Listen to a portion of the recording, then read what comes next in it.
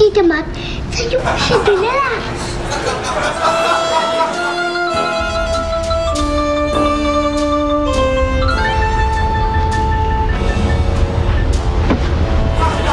Saan ako? Saan to? Ano yung damit ko? Ay, isipin na pala. Ikaw? Ikaw yung nasa simbahan, di ba? Ako nga. Teka lang, ano nangyari? Bakit ako nandito? Ganito yun. Pinagsasamantalahan ka ng dalawang lalaki kagabi. At ngayon, tanungin kita kung saan kita iahatid, bigla kang nawala ng malay. Saan kita dadali? Sa pinaka-safe na lugar na maiisip ko, dito sa bahay ko. Pero, tumulong lang ako sa'yo. Wala akong ginawang masama. Teka lang. Bakit ka nagbihis? Ikaw ba nagbihis sa akin? Paano mo ako binihisan? Eh di nakita mo na lahat to! Ha? Ha? Sandali lang. Ayaw mo kung Ginawa mo sa akin, ha? paliwanag sa'yo. Hindi mo lang alam kung paano kita binihisan. Napakahirap nun. Napakahirap ng isa-isahin ko yung mga butonis na yan. Habang walang ilaw. At nakapikit ang aking mga mata. Nanginginig ang aking mga kalamnan. Ayoko madunisan ang aking pangalan para mapagsuspechahan mo ng masama.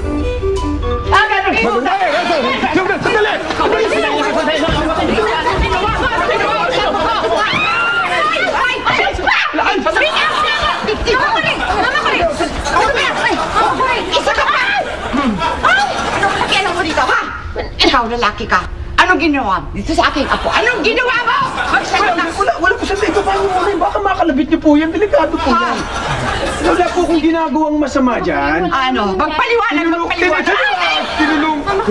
Tinulungan ko lang po siya. Ayaw mo po ako magpaliwanag. Sige. Ayun naman pala eh. Gandahan mo! Siya po ay aking tinulungan lamang.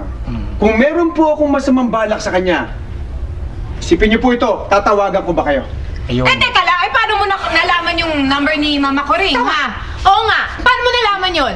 Meron po kayong telepono. Ginamit ko po yun. Nakita ko po yung Mama Kuring. Huwag ka magsisinungaling sa akin. Hindi po ako sinungaling sa inyo. Pagkakasalan ng aking apo, hindi! Wow, ang tapang pala ni Lola ko rin. Eh, ano po nangyari pagkatapos? Sagot! Yes, I do. Hallelujah! Good!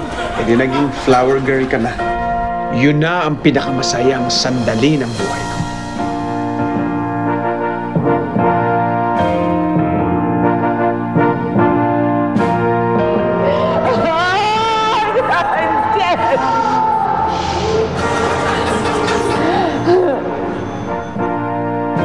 Pero alam mo ba, Jack, nung kasal pa lang nila Andres, may senyalis ng aande rin siya ni Matt. Talaga po?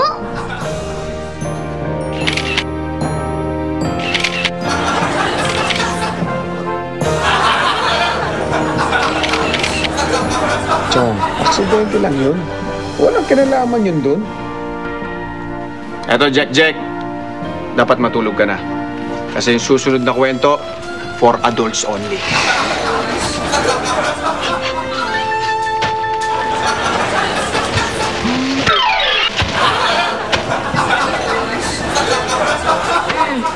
Ano ginagawa mo dyan? May hinahanap lang ako.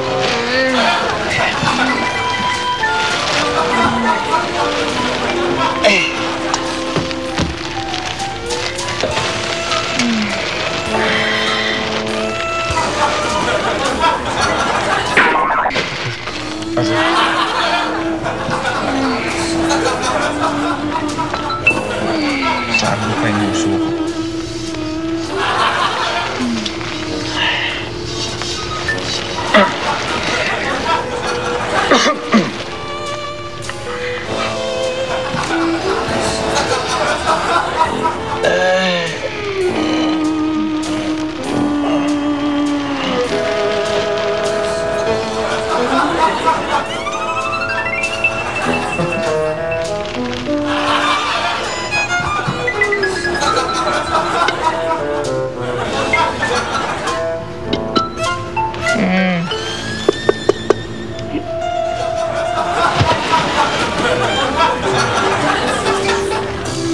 Gusto mong dumapo sa tenga mo ang kawali. Diba may usapan na tayo? Nanliligaw ka pa rin sa akin, ha? At yan ang love story namin ng Tita Matilde. Hindi niyo pa po kasi sinasagot yung tanong ko eh. Ano yan? Bakit po ba kasi sunod na sunod po kayo dun kay Tita Mat? Siyempre, ngayon pa lang ako nanliligaw sa Tita Mat mo. Ah, Kaya ganun. Hindi ka takot? Hindi ka takot? Takot siyang. Wala ako matatakot dyan. Babae lang yan.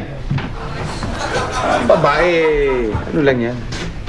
Ang loob ng bahay lang yan. Ang lalaki ang haligi, ang pinuno ng tahanan. Siyang may boses sa loob ng tahanan.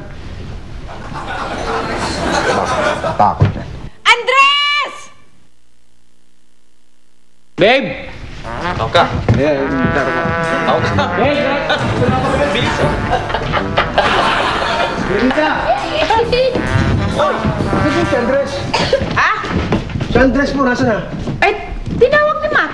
Akit lang. Kasi dumating si Nika. Si Nika? Ang ganda. Patay!